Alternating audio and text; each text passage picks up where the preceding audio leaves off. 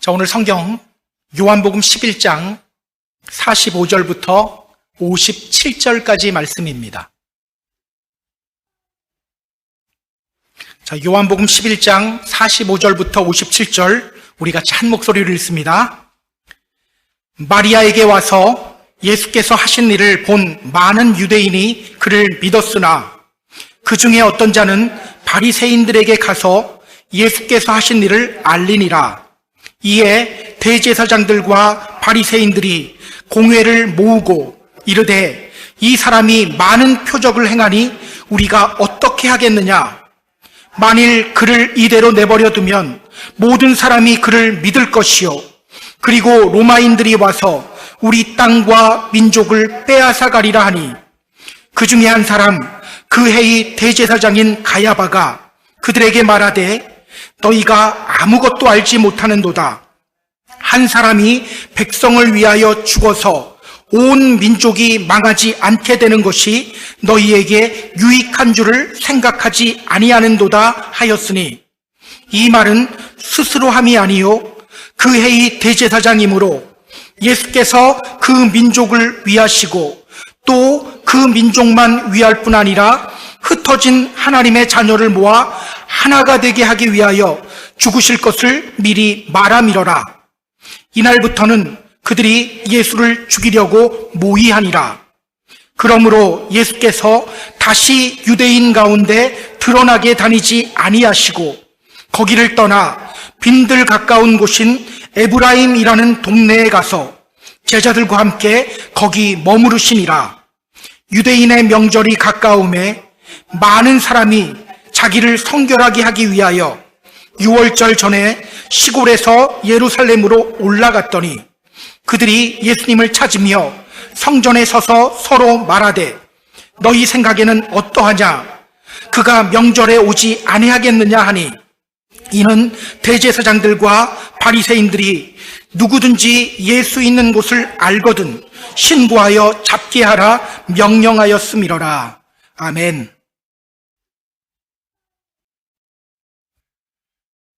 앞에서 우리는요, 요한복음에 나오는 7개의 표적 중 마지막 7번째 표적을 보았습니다.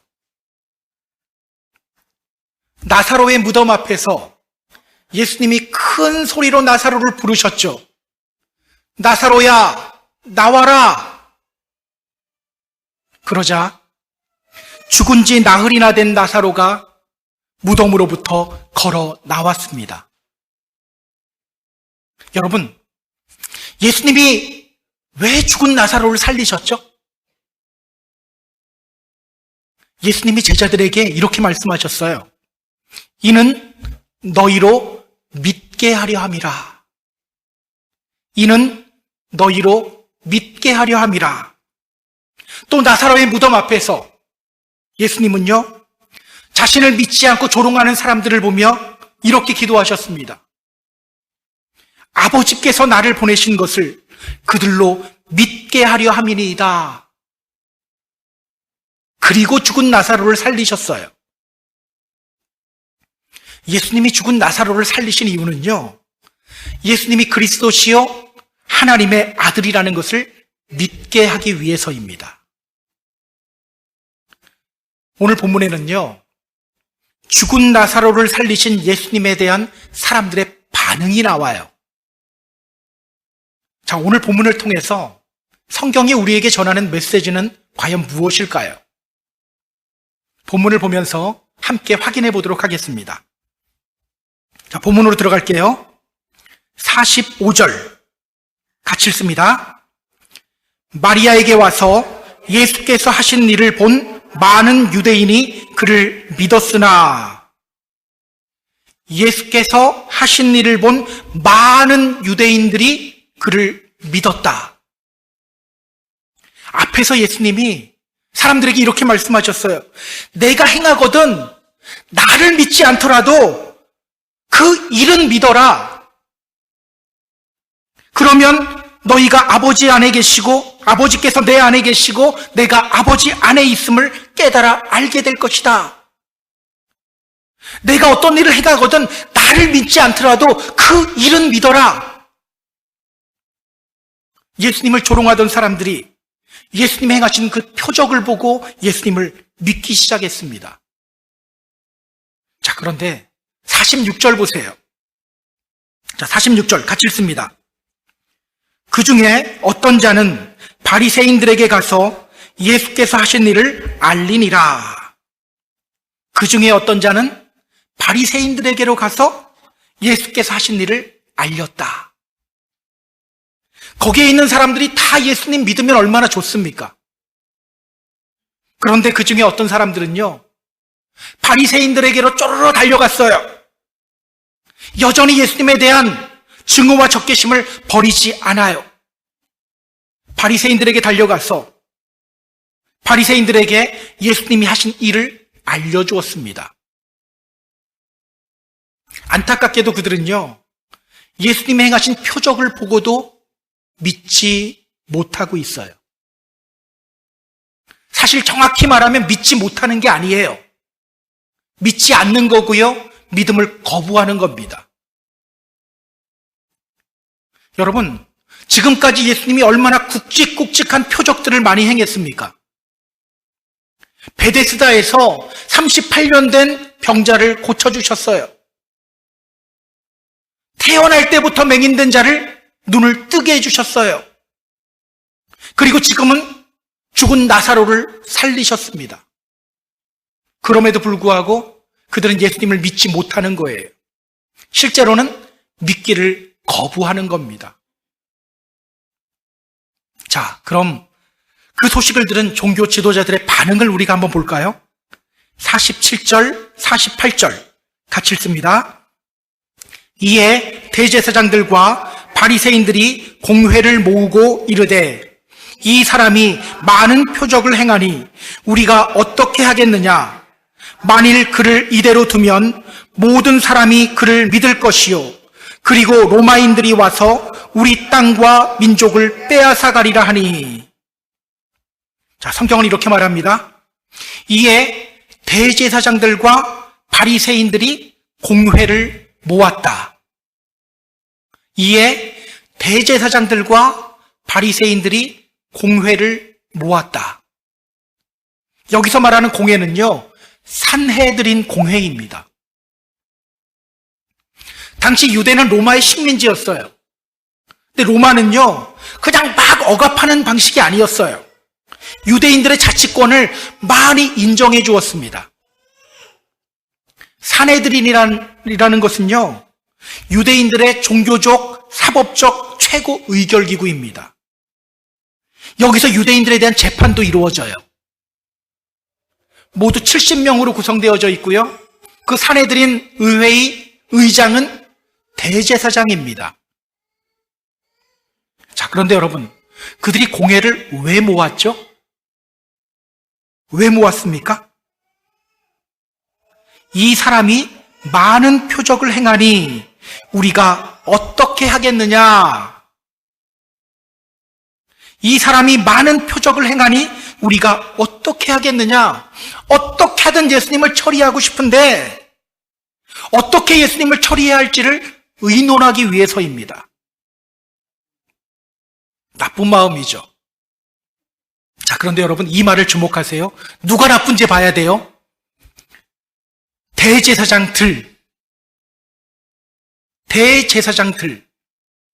대제사장이라는 직분은요, 한 번 임명되면 죽을 때까지예요.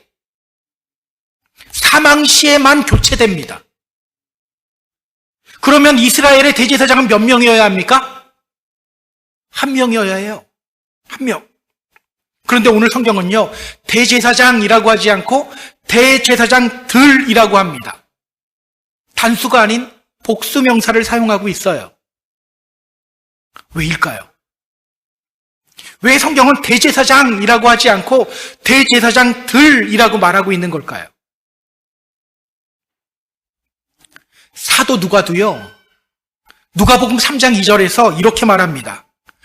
안나스와 가야바가 대제사장으로 있을 때에, 당시 대제사장이 몇 명이었다고 말하죠? 2명이었다고 하죠. 누가가 사도행전도 썼어요. 사도행전 4장에서도 누가는 대제사장의 이름을 언급하면서 안나스와 가야바를 언급합니다. 실제로 당시 대제사장은요, 가야바예요. 뒤에도 나와요. 안나스는요, 전임 대제사장이자 가야바의 장인입니다. 로마가 안나스를 해임하고 가야바를 대제사장으로 앉힌 거예요. 자, 그런데 성경은 대제사장이라고 하지 않고 대제사장들이라고 말하는 거예요. 왜일까요? 지금 성경은요, 당시 대제사장이라는 직분이 이렇게 변질되었다는 것을 알려주고 있는 겁니다. 원래 대제사장은요, 한 명이어야 하고요, 대제사장이 하는 일은 대속죄일에 지성소에 들어가서 속죄에 관한 일을 하는 사람이에요. 그러나 하나님의 율법에 의해서 대제사장이 세워진 것이 아니라 로마 정권 아래에서 대제사장이라는 직분이 세워졌다는 걸 이야기하고, 또 그 대제사장이라는 직분이 서로 권력을 나눠 가지는 집단으로 변질되어 버린 상태라는 것을 이렇게 고발하고 있는 거예요. 실제로 그들은요, 하나님의 일을 하는 대제사장이 아니라 로마 정권의 하수인들이었다는 것을 이렇게 알려주고 있는 거예요. 자, 그런데 여러분, 성경 잘 보세요. 성경은 이렇게 말합니다. 이에 대제사장들과 바리새인들이 공회를 모았다. 이에 대제사장들과 바리새인들이 공회를 모았다. 자, 베다니에 같은 유대인들이 누구에게 알려줬습니까? 바리새인들에게 알려줬죠. 예수라는 자가 베다니에 와서 죽은 사람을 살렸고 예수 믿는 사람들이 많이 생겨났습니다. 이렇게 알려줬을 거예요. 그런데요, 산헤드린의 의장은 대제사장입니다. 회의 소집은 대제사장이 하는 거예요. 그렇다면 여러분, 대제사장들과 바리새인들이 공회를 모았다, 이 말이 의미하는 것이 뭡니까? 예수님이 베다니에서 죽은 사람을 살렸고 많은 유대인들이 예수님을 믿기 시작했다는 소식을 바리새인들이 듣고 대제사장에게 찾아가서 회의 소집을 제안한 거예요. 그리고 그 말을 들은 대제사장이 산헤드린 공회를 소집한 거예요. 여러분, 대제사장은요, 사두개인입니다. 대제사장을 비롯해 일반 제사장들, 레위인들 다 사두개인들이라고 합니다. 사두개인들은요, 성전을 중심으로 살아가는 사람들이에요. 지금으로 따지면 목사나 전도사, 이런 사람들이 사두개인이라고 생각하시면 돼요. 바리새인들은요, 율법을 중시하고 말씀을 연구하고 해석하는 사람들입니다. 지금으로 따지면요, 성경을 연구하는 성서학자나 신학자 정도로 보시면 돼요. 여러분, 이 둘 사이가 좋았을까요? 서기관과 바리새인들 사이가 좋았을까요? 무지무지 좋지 않았어요. 사두개인들은요, 모세 오경만 받습니다. 부활도 믿지 않았어요. 그리고 기득권 자리에 앉아있는 사람들이 사두개인들이에요. 반면 바리새인들은요, 성경 전체를 다 읽어요. 부활도 믿어요. 그리고 율법을 열심히 지키면서 살면서 사람들로부터 존경을 받았어요. 그러니까 권세는 없지만 존경을 받았어요. 때문에 이 둘 사이는요, 정말 사이가 좋지 않았어요. 그런데 바리새인들이 대제사장을 찾아가서 산헤드린 공회를 열 것을 제안했고, 그들이 지금 서로 머리를 맞대고 예수님을 어떻게 처리해야 할지를 의논하고 있는 거예요. 사이 나빴던 사람들끼리 지금 서로 머리를 맞대고 어떻게 하면 예수를 처리할까, 어떻게 처리할까 논의하고 있는 거예요. 지금 예수님 죽이기 위해서 서로 싫어하는 사람들끼리 똘똘 뭉친 거예요. 여러분, 우리 주위에서도요, 이런 일이 일어날 때가 있죠. 악을 행하기 위해서 사이가 좋지 않은 사람들끼리 서로 뭉치는 경우가 있어요.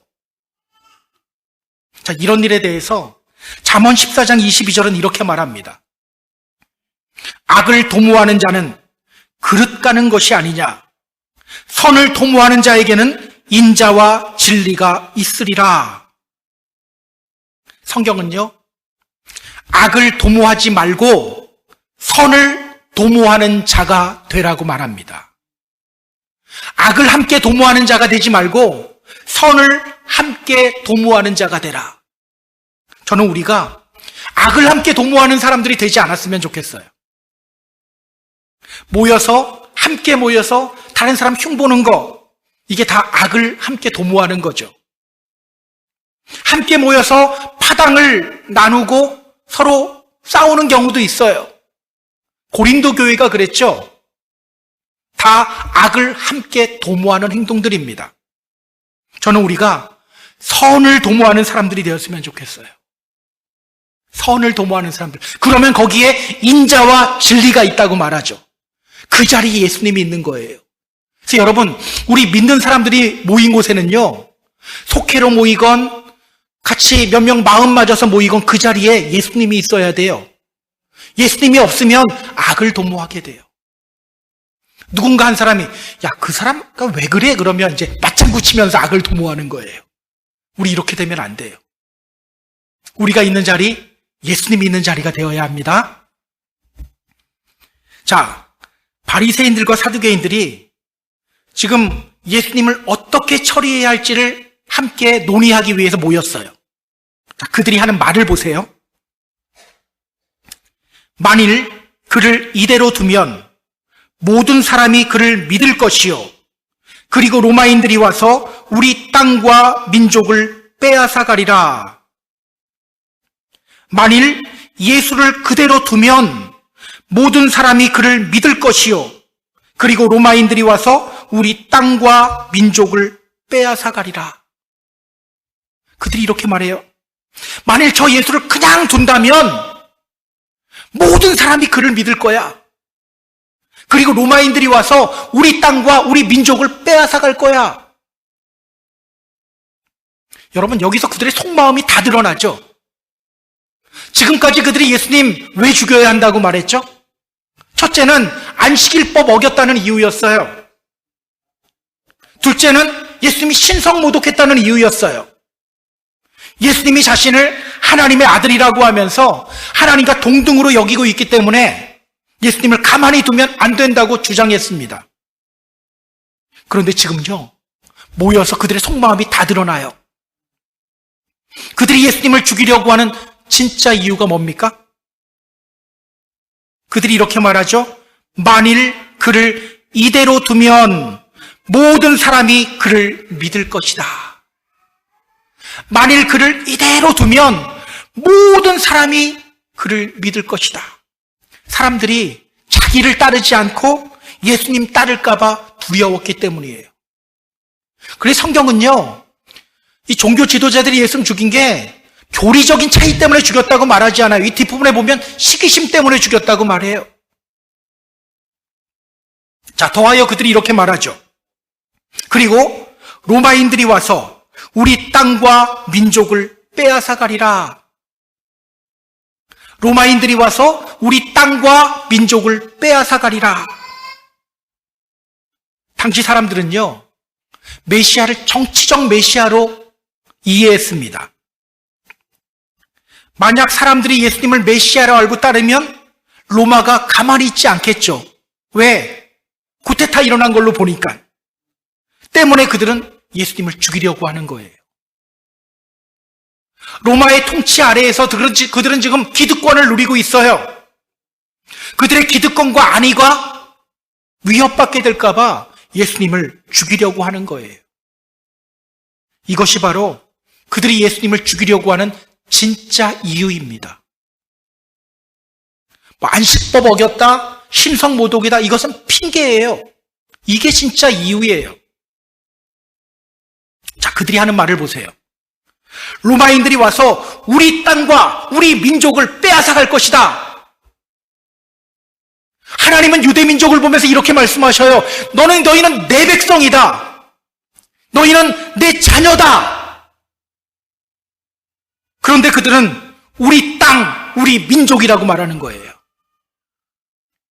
이 부분을 읽는데요, 예수님이 말씀하신 악한 소작농의 비유가 생각났어요. 악한 소작농의 비유. 포도원 주인이 포도원을 잘 만든 후에 농부들에게 맡기고 외국으로 갔습니다. 때가 되어서 이제 열매를 받으려고 사람을 보냈어요.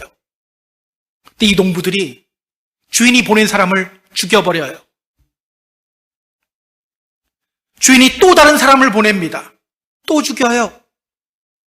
결국 주인은요, 자신의 아들을 보내요. 그런데 그들은 주인의 아들까지 죽입니다. 여러분, 그 농부들이 악하게 된 이유가 뭡니까? 왜 악하게 됐을까요? 원래 악했던 사람들일까요? 주인의 아들 봤을 때 그들이 이렇게 말합니다.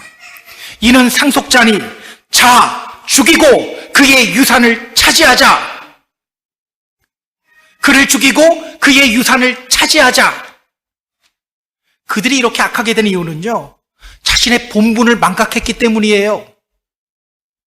소작농인데 주인하려고 했던 거예요. 주인이 아닌데 주인하려고 하다 보니까 이렇게 악하게 되는 거예요.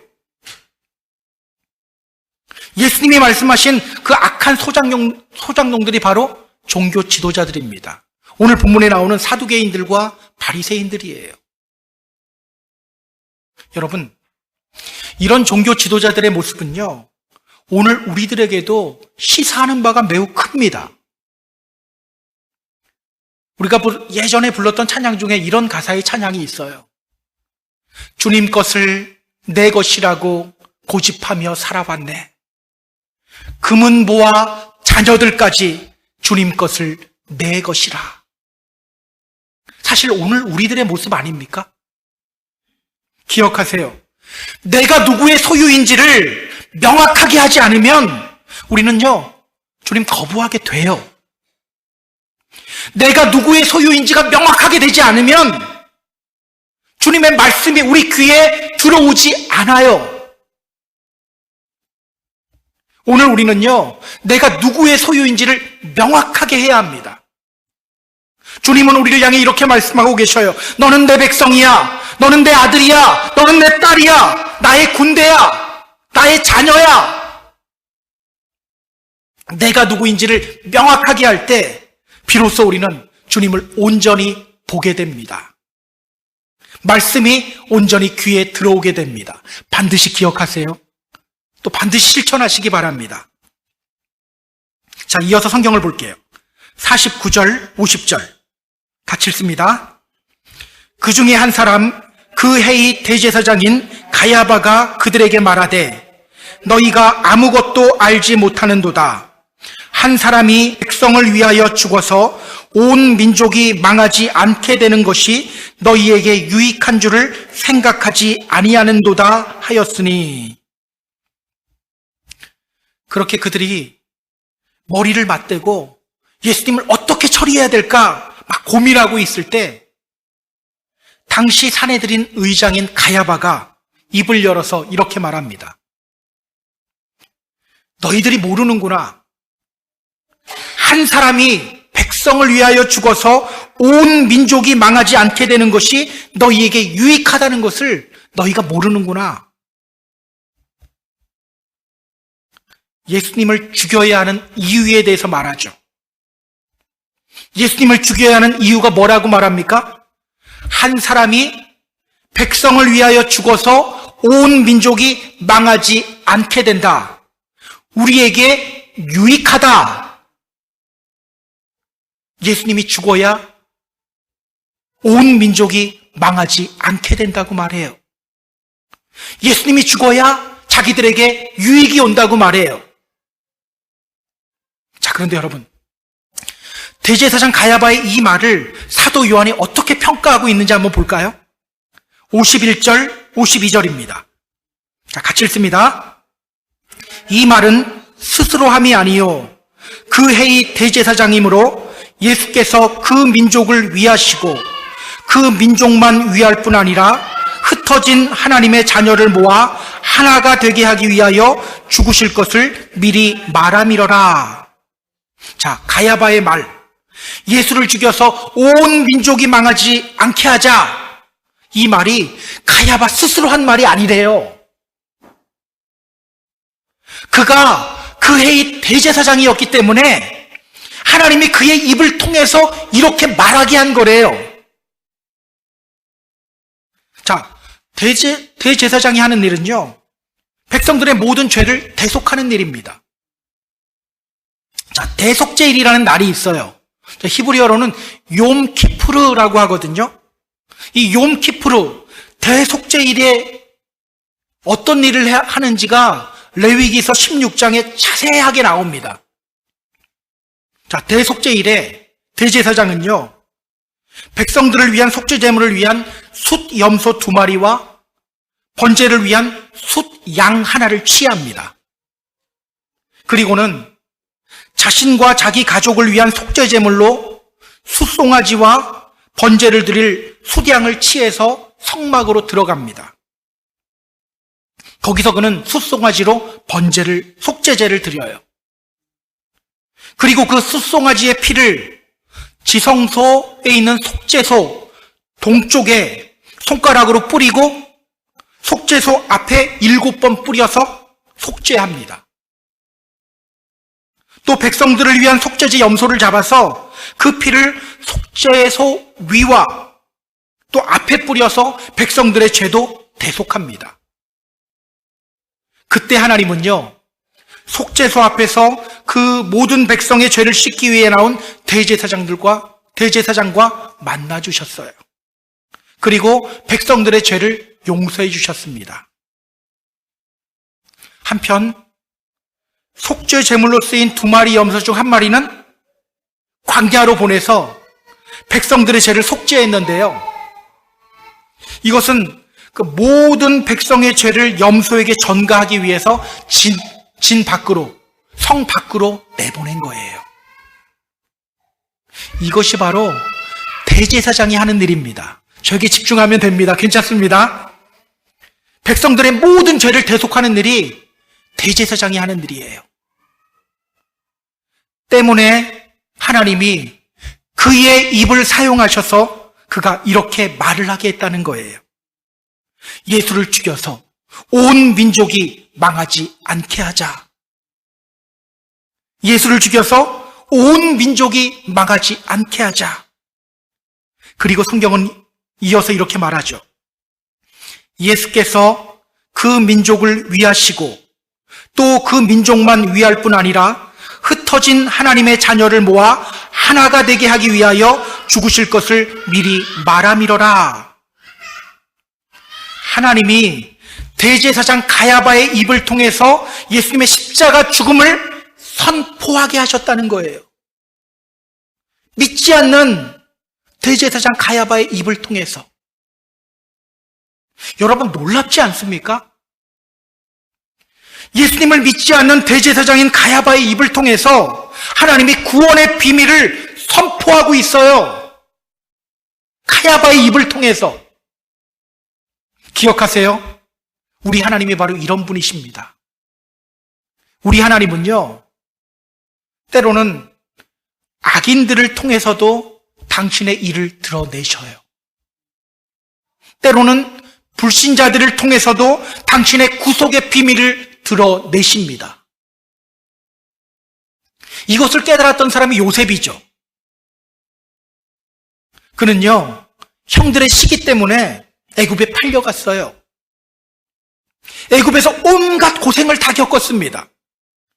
보디발의 아내에 의해 모함을 당하기도 했고요, 또 감옥에 갇히기도 했어요. 그런데 나중에 그가 애굽의 총리가 되고 자신을 팔아넘긴 형들을 만났어요. 우리 같으면 어떻게 할까요? 그래, 원수는 외나무 다리에서 만난다더니 잘 만났다 그럴 거예요. 저는 항상 그 창세기 볼 때 그 총리가 되는 장면을 보다 보면 누구를 생각하냐? 보디발의 아내를 생각하거든요. 야, 이때가 복수할 기회인데. 근데 그런 얘기는 안 나와요. 요셉이 이렇게 말해요. 당신들이 나를 이곳에 팔았다고 해서 근심하지 마세요. 한탄하지 마세요. 하나님이 생명을 구원하시려고 나를 당신들보다 먼저 이곳에 보낸 겁니다. 하나님이 큰 구원으로 당신들의 생명을 보존하고 당신들의 후손을 세상에 두기 위해서 나를 당신들보다 먼저 이곳으로 보낸 겁니다. 나를 이리로 보낸 분은 당신들이 아닙니다. 하나님입니다.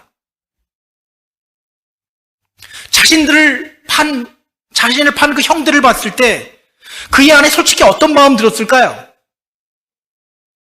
그동안 했던 고생들이 좀 필름처럼 쫙 지나갔을 거예요.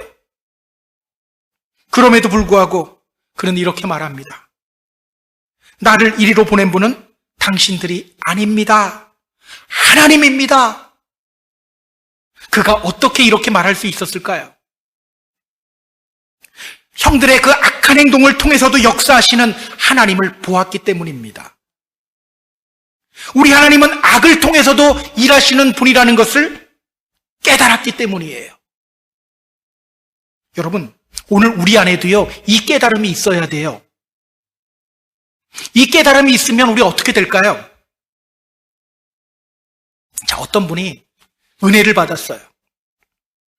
다시 태어난 기분이 들었어요. 그 다음날 회사에 출근하기 위해서 버스 정류장에 나가 있는데요. 그 버스 정류장의 모습은 어제와 똑같아요. 나는 분명 새 사람이 되었는데 버스 정류장은 어제와 똑같아요. 무표정으로 버스 그냥 기다리고 있는 사람들, 음악 들으며 고개 끄덕이고 있는 사람들, 어제와 그냥 똑같아요. 그런데 그분이 이런 말을 해요. 세상은 어제와 똑같은데 그 세상을 바라보는 내 눈이 변했어요. 세상은 어제와 똑같은데 그 사람들을 바라보는 내 눈이 변했어요. 여러분, 진짜 변화는요, 상황이 변하고 환경이 변하는 게 아니에요.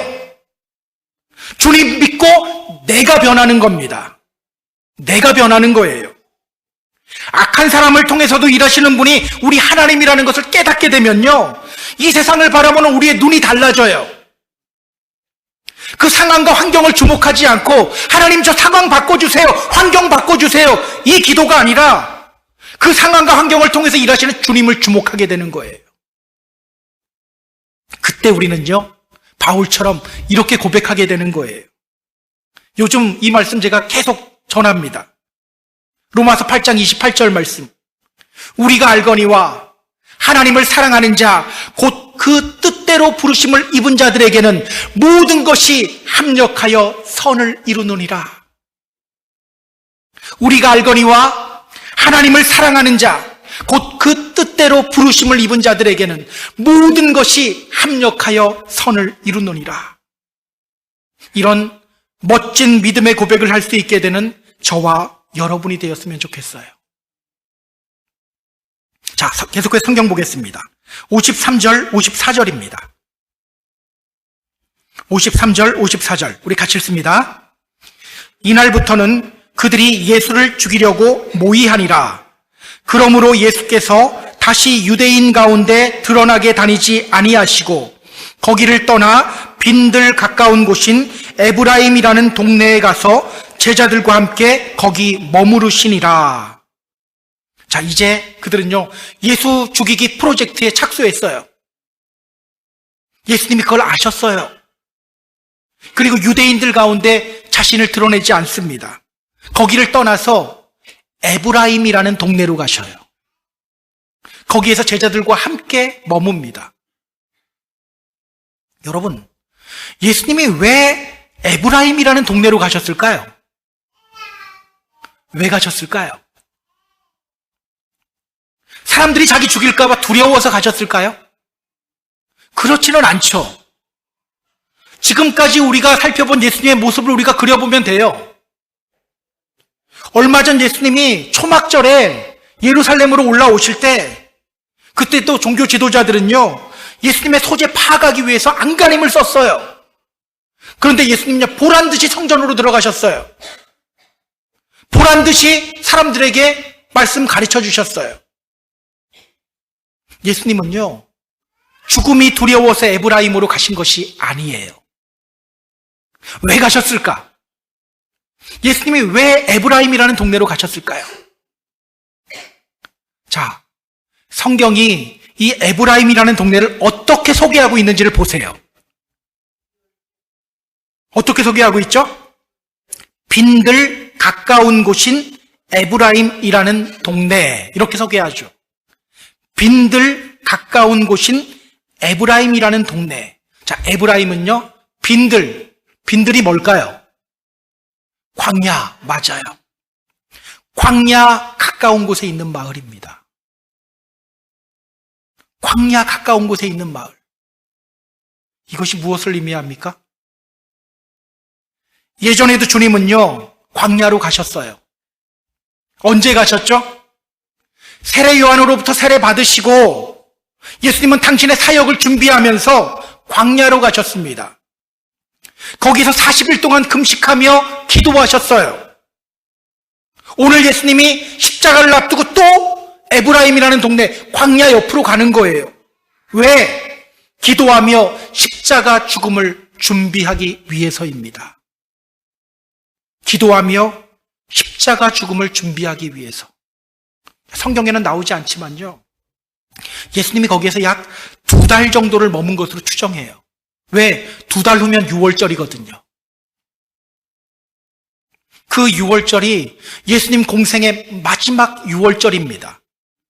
그때 예수님이 십자가에 달려 죽으셔요. 그러니까 예수님은요, 십자가 죽음을 기도하며 준비하기 위해서 에브라임이라는 마을로 가신 겁니다. 자, 예수님이 그렇게 기도하며 십자가 죽음을 준비할 때 예루살렘에서는 어떤 일이 일어나는지 한번 볼까요? 55절, 56절, 57절입니다. 자, 55절서부터 57절 같이 읽습니다. 유대인의 6월절이 가까움에 많은 사람이 자기를 성결하게 하기 위하여 6월절 전에 시골에서 예루살렘으로 올라갔더니 그들이 예수를 찾으며 성전에 서서 서로 말하되 너희 생각에는 어떠하냐? 그가 명절에 오지 아니하겠느냐 하니 이는 대제사장들과 바리새인들이 누구든지 예수 있는 곳을 알거든 신고하여 잡게 하라 명령하였음이러라. 자, 성경은 말합니다. 유대인의 6월절이 가까워졌다. 자, 유대인의 6월절이 가까이 왔다. 예수님이 기도하며 십자가 죽음을 준비하던 중 이제 6월절이 가까이 왔어요. 앞에서 말씀드렸듯이 이번 6월절이 예수님 공생의 마지막 6월절입니다. 이번 6월절에 예수님은요, 십자가에 달려 죽음을 맞이하게 됩니다. 그렇게 6월절이 가까워 왔고요. 많은 사람들이 예루살렘으로 올라왔어요. 여러분, 근데 그들이 6월절 전에 올라왔다고 하죠.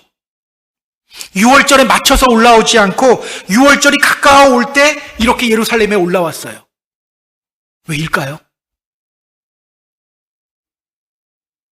자, 그 이유에 대해서 성경이 이렇게 말하죠.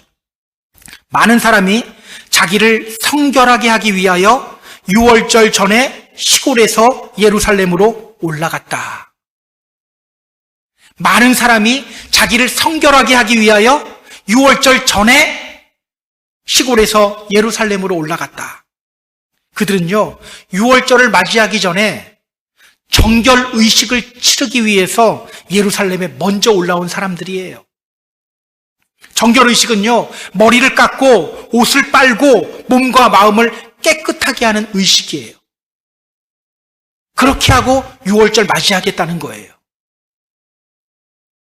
그들은요, 6월절을 더 경건하게 맞이하기 위해서 이렇게 예루살렘에 먼저 올라온 겁니다.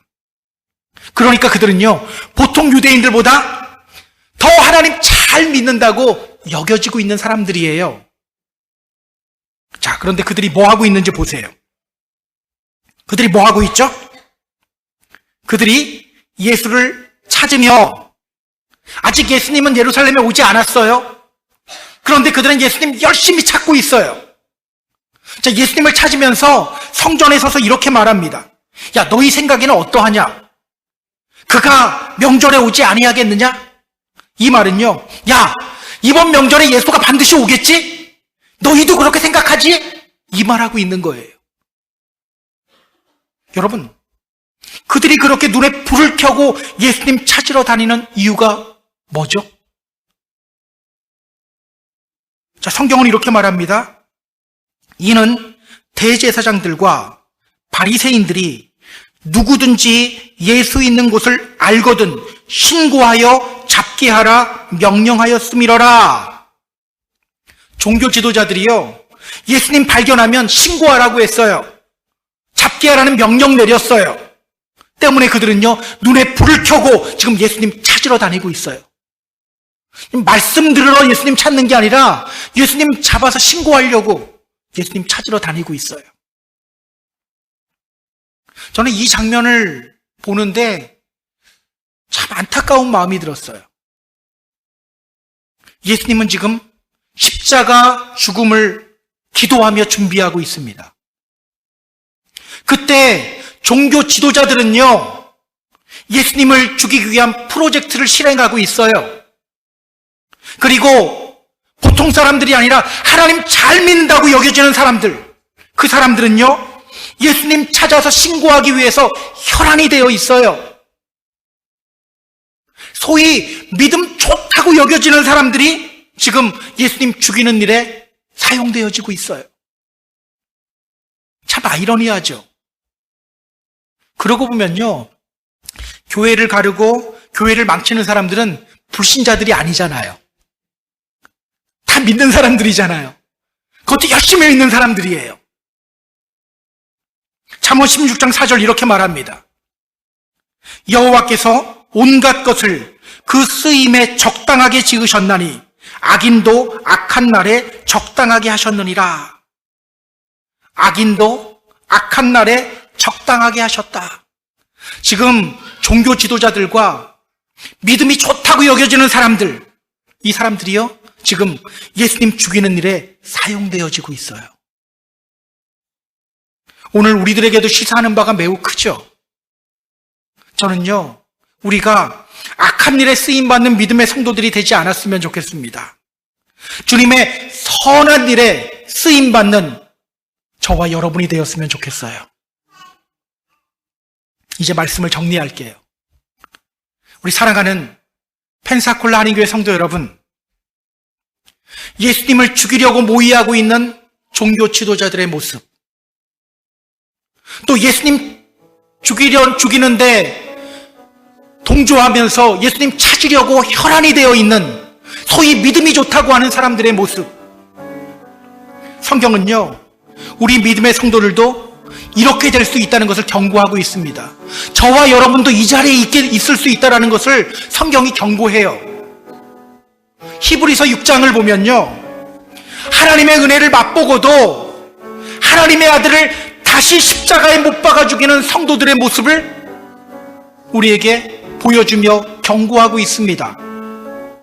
저는요, 우리가 정말 하나님을 끝까지 믿으며 끝까지 이 믿음의 자리를 지킬 수 있는 믿음의 성도님들이 되었으면 좋겠어요.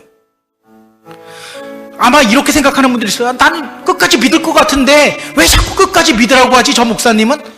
아니요, 근데요, 실제로 끝까지 믿지 못하는 분들 많아요. 너무나도 많아요.